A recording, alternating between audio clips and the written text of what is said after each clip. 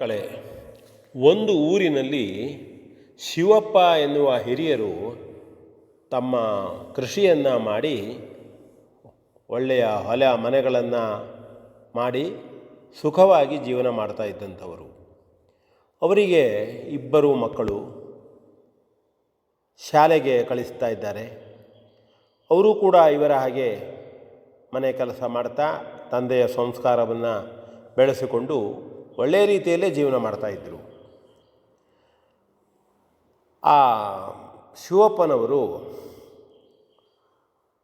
ದಿನಾಲು ಸಾಮಾನ್ಯವಾಗಿ ಹಣವನ್ನು ತರುವಂತಹ ಸಂದರ್ಭದಲ್ಲಿ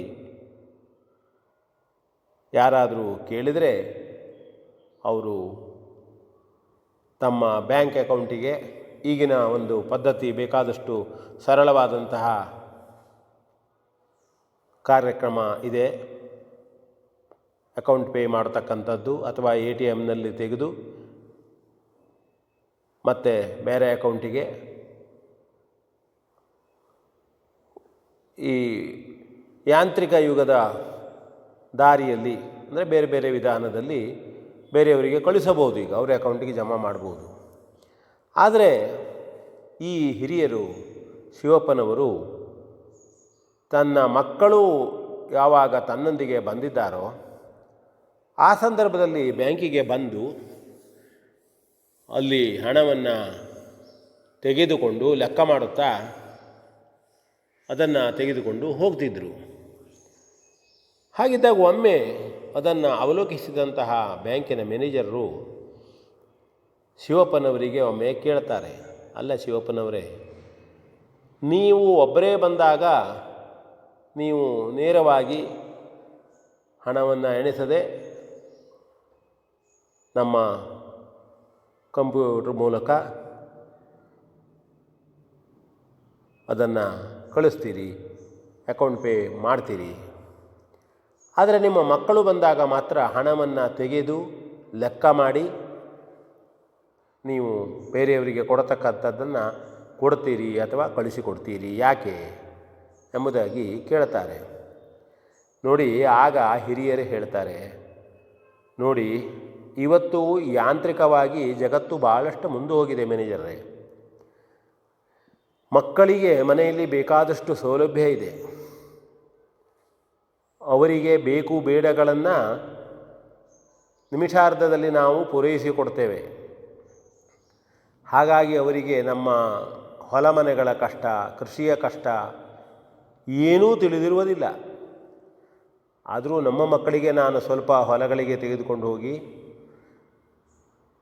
ಕಷ್ಟದ ಬಗ್ಗೆ ಅರಿವನ್ನು ಮೂಡಿಸಿದ್ದೇನೆ. ಆದರೂ ಸಹಿತ ನೇರವಾಗಿ ನಾವು ಈ ಹಣವನ್ನು ಹೀಗೆ ಎಣಿಸಿ ಇದು ಮಾಡಿ ಕೊಡುವುದರಿಂದ ಅವರು ಸ್ವಲ್ಪ ಅದನ್ನು ನೋಡ್ತಾರೆ. ಹಣದ ಬಗ್ಗೆ ಅವರಿಗೆ ವಿಚಾರ ಬರ್ತದೆ, ಇರ್ತದೆ. ಇಲ್ಲವಾದರೆ ಅದು ಕೂಡ ಅವರಿಗೆ ತಿಳುವಳಿಕೆ ಇಲ್ಲದೇ ಹೋಗ್ತದೆ.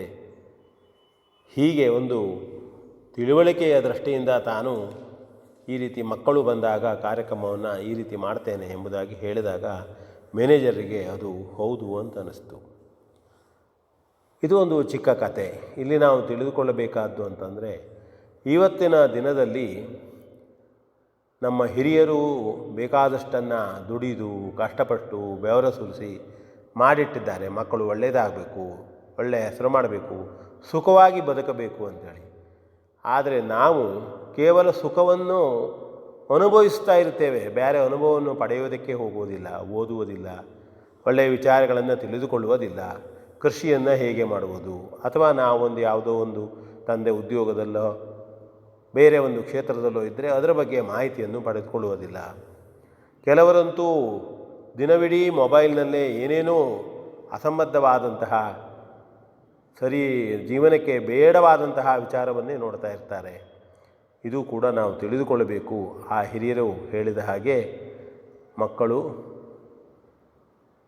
ನಮ್ಮ ಶಾಲೆ ದಿನದ ಚರ್ಯೆಯಲ್ಲಿ ಇಂತಹ ವಿಷಯಗಳನ್ನು ತಿಳಿದುಕೊಂಡು ಜೀವನವನ್ನು ಸುಸಂಸ್ಕೃತ ಜೀವನವನ್ನಾಗಿ ಮಾಡಿಕೊಳ್ಬೇಕು, ಉತ್ತಮ ಜೀವನವನ್ನಾಗಿ ಮಾಡಿಕೊಳ್ಬೇಕು ಅಂತ ಹೇಳ್ತಾ ವಿ ಎನ್ ಭಾಗವತ್, ಬರಬಳ್ಳಿ.